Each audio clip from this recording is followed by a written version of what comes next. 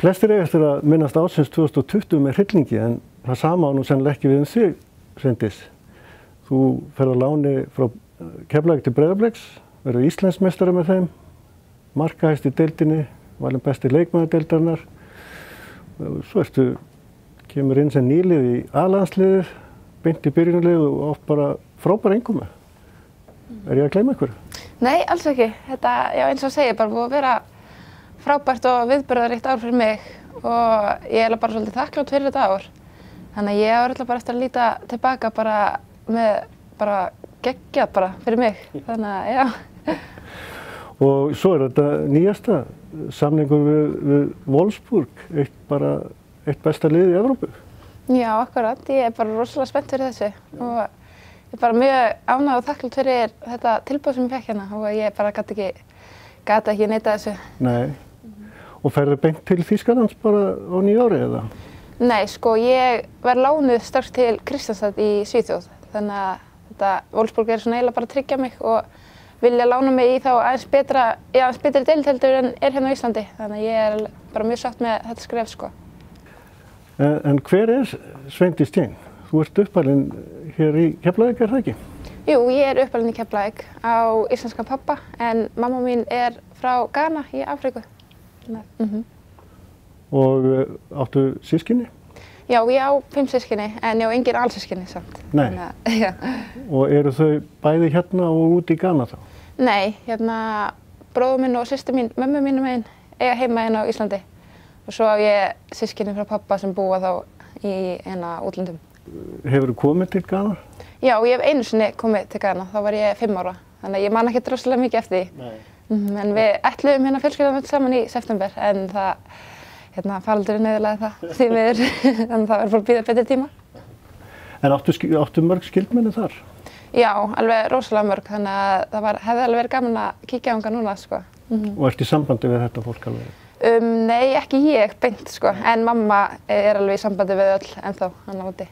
En hvenær byrjaði þú í fótbolta? Ég var 9 ára, þannig að ég byrjaði svolítið seint.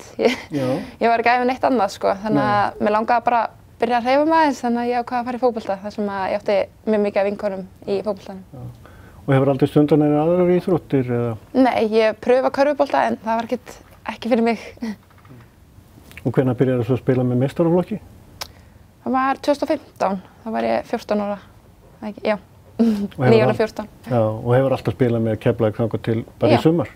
Var það ekki viðbrigði að prófa eitthvað nýtt? Jú, alveg svolítið. Ég var svolítið stressuð, sko, en svo líka bara þekkti ég svo margar úr Breiðablik, þannig að það hjálpaði mjög mikið og þær tóku mér mjög vel liðsverðlaunir í Breiðablik. Var ekki sömu sögu að segja á íslenska landsliðinu? Var ekki bara gott að koma inn í hópinn þar? Jú, það var svona aðeins stærra skref fannst mér. Ég var aðeins stressaðri þegar ég var að spila þarna fyrsta leiki með landsliðinu. En jú, svo er liðsverðlaunin mín þar líka bara alveg geggjaðir, sko. Mjög góðar og góðir karakterar líka. Fyrirmyndir líka og svona. Hvernig ertu svona að haga æfingum núna svona á þessum COVID-tímum?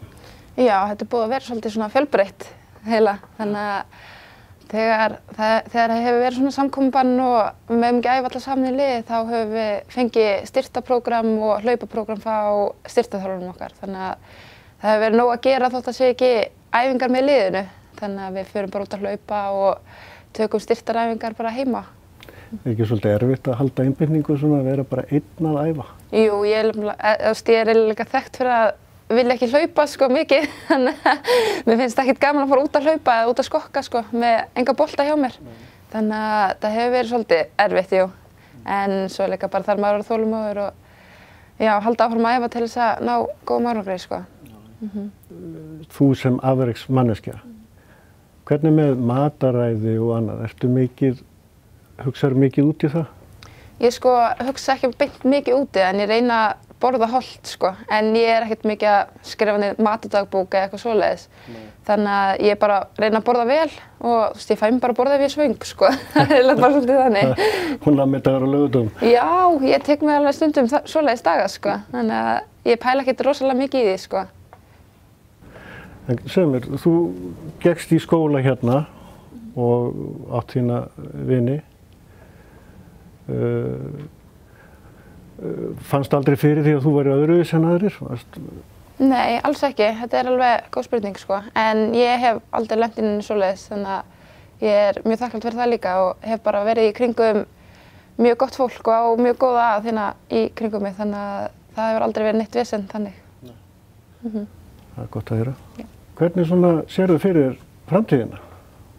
Heyrðu, ég lítið bara byrtum augun, sko. Þetta er alveg stór skref sem ég er að taka núna, þannig að ég er bara mjög spennt og svolítið stressuð svona í leiðinni, en það er bara svona gott stress. Og hérna, þú átt kærasta? Já. Og er hann tilbúinn að elta þig hvert sem er? Já, hann er það, sem ég er líka ógeðslega þakklát fyrir, þannig að það gerir þetta svona aðeins auðveldara, þannig að ég þurfi ekki að fara ein út. Og já, hann er bara tilbúinn að fara hvert sem er, það er mjög gott fyrir mig. Það er rétt hjá mér, þið útskrifuðust bæði sem stúdent síðasta vorið, það ekki? Já, alveg, hann er rétt. Og ætlið þið að hyggja eitthvað frekara nám? Já, við ætlum okkur langa bæði í háskóla, sko, þannig að við finnum okkur eitthvað í Þýskalandi. Við ætlum að taka aðeins lengur pásu þannig að þá út í Svíþjóð og þá að fara að læra eitthvað í Þýskalandi. Við veitum samt ekki alveg hvað, það kemur bara með tímanum, held ég. Já, þið eru ekkert búin að finna ykkar svona áhugasvið, hvað þið ætla að... Nei, ekki alveg. Nei. Þannig að Sveindís Jane veit ekki hvað hún ætlar að verða þegar hún verður stór? Nei, bara alls ekki. Ég er bara alveg tóm í hausnum, sko. En ég finn eitthvað, ég vonandi. Það er nú eitthvað að taka við þegar ég hætti í boltanum. En þessi skór, hann kemur til með að ferðast með þér, eða ekki? Ég veit það ekki alveg. Ég held ég skil hann eftir heimi með pappa. Já. Þetta er glæsilegt. Þetta er búið glæsilegt ár hjá þér og ég bara óskar allsins besta í framtíðinni. Takk hella fyrir það. Og þetta áttu bara eftir að verða besti leikmaður í heimi. Já, vonandi. Það er stefnan. Það er stefnan. Já, akkurat. Ok, takk fyrir komuna. Takk fyrir.